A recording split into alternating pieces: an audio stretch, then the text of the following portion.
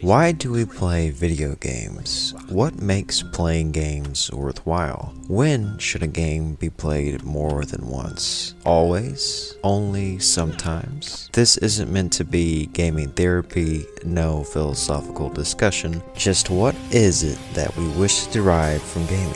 Is it the game that is deserving of being played more than once? Or do we have to be patient and receptive enough to further our own experience? I think part of the answer to these overarching questions can be found in the relationship between films and video games and their exact point of contrast. Both mediums are technological marvels at work. They sustain images on the screen and hold our attention.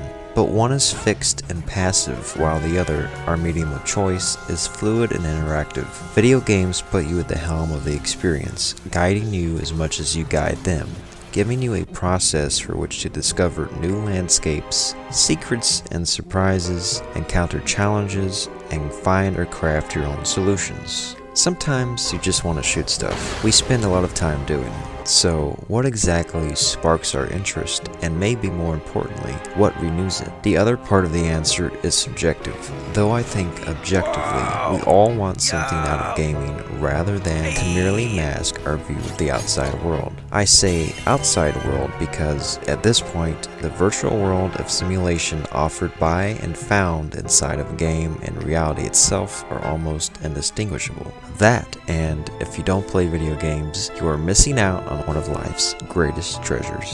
I've structured this video essay into segments with prime examples for each category in order to investigate in detail the many aspects of replayability and expound upon why its value is so important. The first is obvious: completion. For the completionist, being so dedicated that you fulfill every quest that the game offers may yield a feeling of satisfaction beyond the simple notion of money and time well spent. Quell your inquisitiveness and get a sense of reward by doing everything available in order to garner a full appreciation and to distinguish yourself from others by accruing achievements or platinum trophies. Or it could be a sense of personal pride and accomplishment, being able to say you beat one of the hardest games and saw it through to its natural conclusion.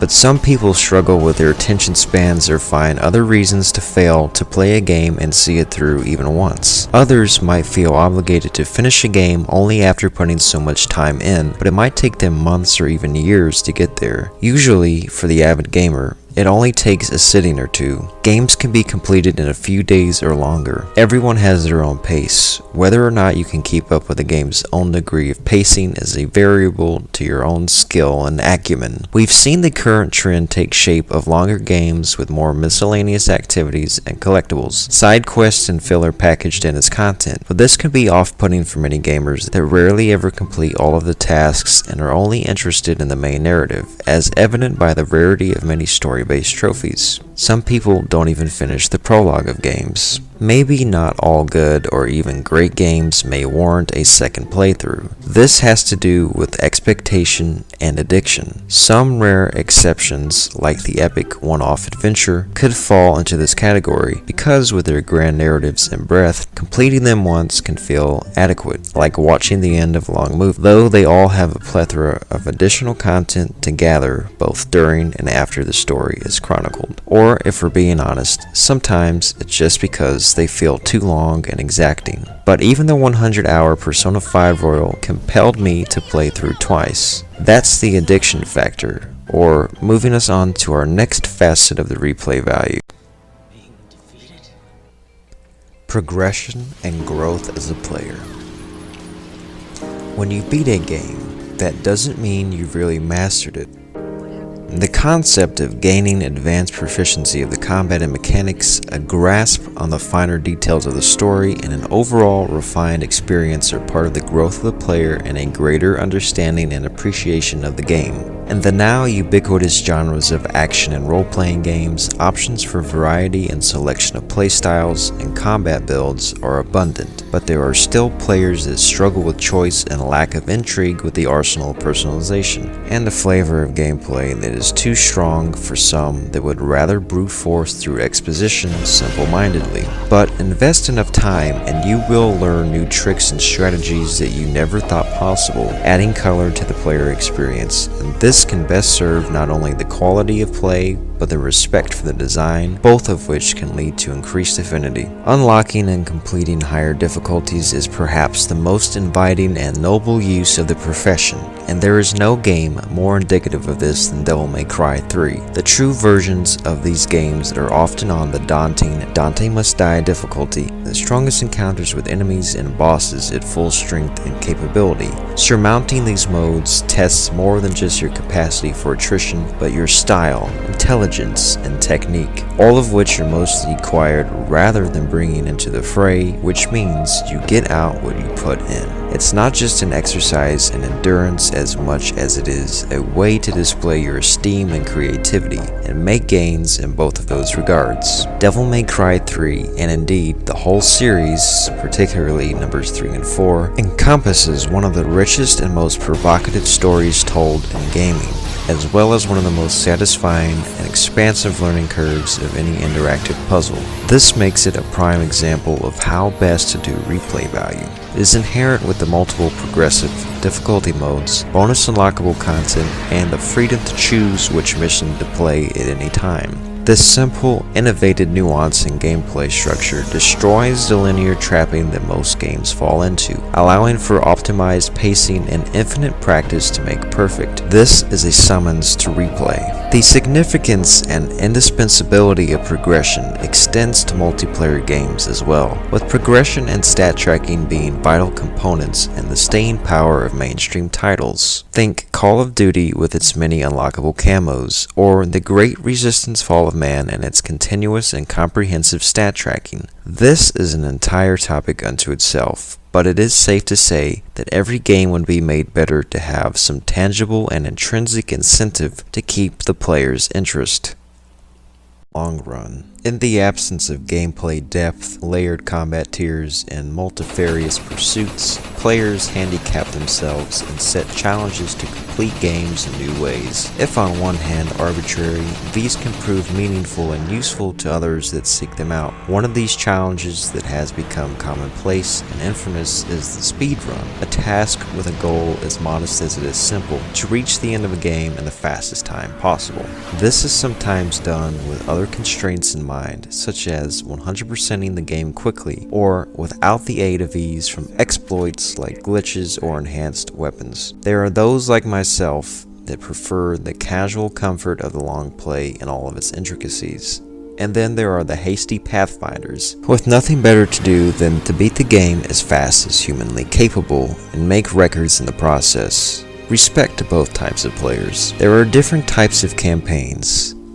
The sandbox game and the intensive scenario. Perhaps no game is better suited for speedrunning than Resident Evil 4, and perhaps no game is better suited for the long play than Resident Evil 4. This is the other prime example. I've cleared this game without exaggeration at least 50 times over the years, and whether playing it for 15 to 20 hours or an expedited 2 to 5 hours, there is always a most enriching and illuminating experience. The combination of sublime story, arresting atmosphere, and clever and cinematic combat contribute to it being one of the greatest examples of why video games should be played and be played more than once. In practical terms, it has all of the aforementioned traits: collectibles, new unlockables, difficulties, minigames, etc. It never gets old and never will. Resident Evil 4 doesn't demand to be replayed so much as it beckons. I've spent a lot of time on a lot of different games, a lot of playthroughs, and a lot of time searching for things to do. You don't always find reasons to play, they find you. If it's a game that I like, I'll more than likely play it again. On a harder difficulty, a remastered version, to get another platinum, to pick back up where I left off. It's not just nostalgia, it's for a greater nuance. But not every playthrough is created equal. You might have liked the game more on the first try, or maybe the second, maybe the 10th. But if you like the game to begin with, it's usually worth investing in again. There are those that are predisposed against this idea because of the opposite of nostalgia, cynicism. These are the people that think they know it all and have done it all. And so, what if you're right? Plot versus story. It's not about deja vu. One of the great directors, Martin Scorsese, espoused on the topic of nuance and why we return to see the same movies twice. This is one of the most interesting characteristics of the feature experience and visual literacy. The films that I constantly revisited or saw repeatedly held up longer for me over the years, not because of plot, but because of character, and a very different approach to story, Scorsese said. And what he's referring to specifically pertains to what a story is about versus how it is about. You might easily recall all of the major details and particulars of a game's plot, the basic beginning, most of the middle, and especially the end. But for all the same reason we listen to music more than once, somewhere along the way is the je ne sais quoi, the mood, the overtone, the ambience, and the emotions that a certain environment can make you feel and want to feel again. This occurrence goes beyond description and even expectation. It can be mystifying and rather spontaneous, or it can be just what you were looking for.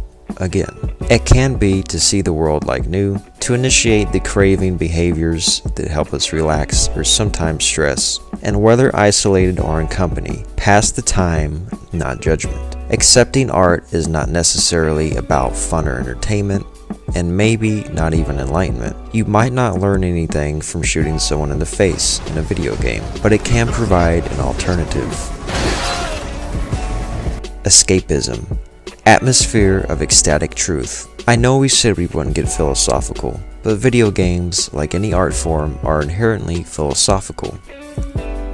The yearning and learning experiences that teach us mindfulness, even during seemingly mindless activities at the will of a mouse and keyboard or controller, are what we're after. They offer a journey, sometimes without a destination, stir our passions both mild and extreme, strengthen our problem-solving and social skills, and grant us a sense of enjoyment and adventure. If this all sounds like cliché, it isn't. Even the term itself has lost its meaning. You can't lose the meaning through repetition. You lose it by forgetting what you were after in the first place. A lot of video game companies have forgotten how to make good games, or lost their desire to, out of greed for quick cash and recycling old ideas, but out of context and out of order. That's why most of the best games are old games, and why we return to them, because they aren't cliché, they are the actual expression. There is something else expressed. It is called ecstatic truth. Only in the state of sublimity does something deeper become possible, a kind of truth that is the enemy of the merely factual. Ecstatic truth, I call it. There's a synthesis when the mind and the video game are linked, just like when we gaze at nature. We see something simultaneously separate from ourselves, but also, in some ways, we sense a bond, a connection, a notion that we belong together. Now, sure, men are not made for video games, but rather video games are made for men and women. And so, in this sense, the experience of playing them should not be wasted, because the truth is, if you give yourself to the creative, artistic, and expressive endeavor of playing a video game, there can be a positive benefit for the well-being of the imagination and the person or player. And a good time can be found, whether or not you know what you're looking for.